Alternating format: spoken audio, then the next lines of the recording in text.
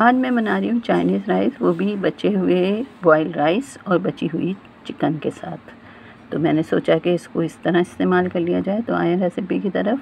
बहुत जल्दी से बनेगी ये चावल, जिसमें बॉयल हुए हुए थे दूसरे दिन, लेकिन ये हमारे पास पहले बचे हुए चावल थे, वो मैंने इस्तेमाल किए। उसमें डाला मैंने आधा कप से कम तेल, और उसमें 1 टेबल स्पून लहसुन अदरक, और मैंने 1 अंडा इसमें डाल के जल्दी जल्दी इसको चला दिया। जल्दी जल्दी चलाइएगा, देखें, हाँ जी, ऐसे जल्दी जल्दी, शाबाश।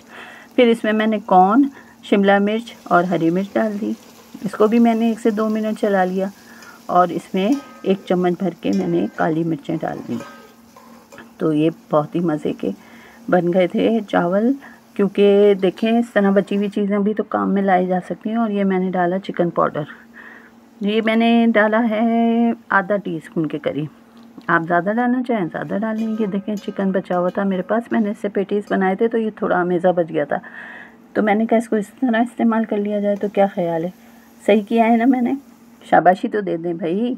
अब इसमें डाल दें सोया सॉस, चिली सॉस, सिरका, सब कुछ जो कुछ चाइनीज़ राइस में डलता है। और ये बेहतरीन से जायके वाले झटपट झटपट हमारे राइस तैयार हो जाएंगे।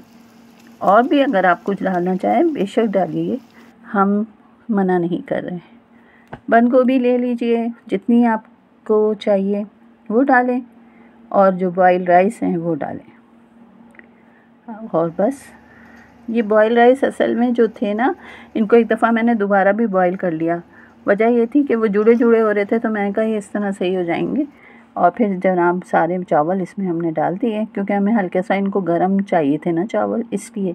आपको लग रहा होगा ये बचे हुए तो नहीं, हाँ जी, ये बचे हुए थे। और ये मज़ेदार जायके वाले हमारे चाइनीज़ राइस तैयार हैं। अल्लाह हाफ़िज़।